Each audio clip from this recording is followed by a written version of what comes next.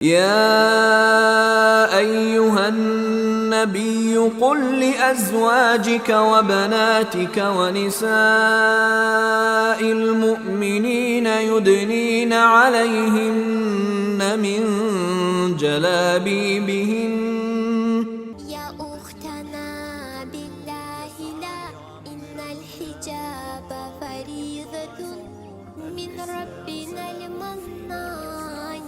الحمد للہ والصلاة والسلام علی رسول اللہ اما بعد۔ احباء الکرام، وہ خواتین جو شرعی لباس کا اہتمام نہیں کرتیں، حجاب کے ذریعے اپنے زیب و زینت کو نامحرم مردوں سے نہیں چھپاتیں بلکہ متبرجہ ہیں، نامحرم مردوں کے سامنے زیب و زینت کا اظہار کرنے والی ہیں، تو ایسی عورتوں کے بارے میں سخت وعید ہے، جہنم کی وعید ہے ایسی عورتوں کے لیے۔ نبی علیہ الصلاۃ والسلام نے معجزانہ طور پر پیشن گوئی فرمائی، جیسا کہ صحیح مسلم میں ابو ہریرہ رضی اللہ تعالی عنہ سے حدیث مروی ہے کہ نبی علیہ الصلاۃ والسلام نے ارشاد فرمایا، صنفان من اہل النار لم اراہما، دو جہنمی گروہ ایسے ہیں کہ جنہیں میں نے ابھی تک نہیں دیکھا، یعنی مسلمانوں کے دو گروہ ایسے ہوں گے جو جہنم میں جائیں گے لیکن وہ ابھی میرے زمانے میں موجود نہیں ہے، بعد میں آئیں گے۔ ان میں سے ایک گروہ خواتین کا گروہ ہے۔ آپ نے ان کے بارے میں فرمایا کہ نساء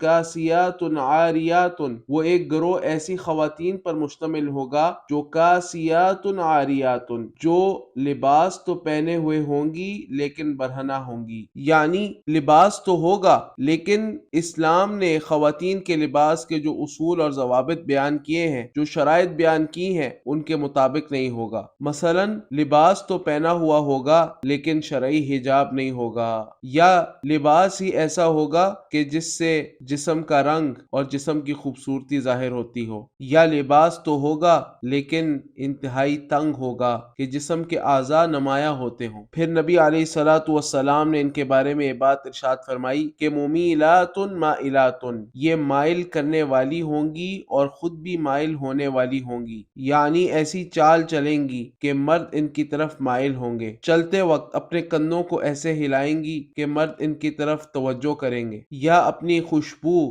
اور زیب و زینت کا اظہار ایسے کریں گی کہ مرد ان کی طرف متوجہ ہو جائیں گے، اور خود بھی یہ مردوں کی طرف مائل ہونے والی ہوں گی۔ نبی صلی اللہ علیہ وسلم نے اس کے بعد ان کی علامت بیان کی کہ رؤوسہن کاسنمۃ البخت المائلہ، ان خواتین کے سر بختی اونٹوں کی کوہانوں کی طرح ایک طرف جھکے ہوئے ہوں گے، یعنی اپنے سروں پر ایسے چٹیا کریں گی، اپنے سروں پر بالوں کو ایسے باندھیں گی نمایاں ہونے کے لیے، اور لوگوں کے سامنے اپنے بالوں کی خوبصورتی کو اور زیب و زینت کو ظاہر کرنے کے لیے کہ گویا کے بختی اونٹ کی کوہان کی طرح ہیں۔ آپ صلی اللہ علیہ وسلم نے ایسی عورتوں کے بارے میں ارشاد فرمایا کہ لا يدخلن الجنہ، یہ جنت میں نہیں جائیں گی، ولا يجدن ریحھا، اور یہ جنت کی خوشبو کو بھی نہیں پائیں گی، وان ریحھا لتوجد من مسیرۃ کذا وکذا، اور جنت کی خوشبو تو اتنی اور اتنی دور سے آتی ہے۔ اور ایک اور روایت میں اس بات کا تذکرہ ہے کہ جنت کی خوشبو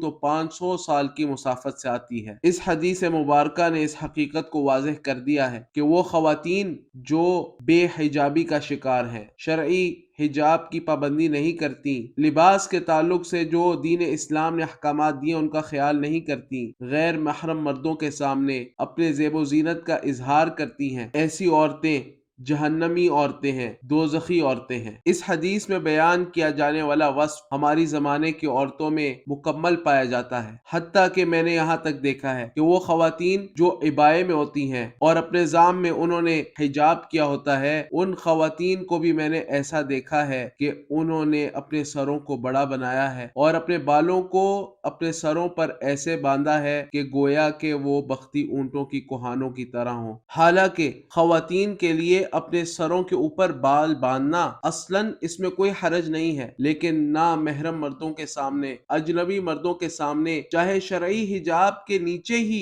خاتون ایسا کر لے، یہ جائز نہیں ہے اور مردوں کے لیے باعث فتنہ ہے۔ اللہ سبحانہ و تعالی ہماری عورتوں کو اس فتنے سے محفوظ رکھے۔ وبہذا القدر اکتفی اليوم، وباللہ تعالی التوفیق، وصلی اللہ وسلم علی نبینا محمد وعلی آلہ وصحبہ اجمعین۔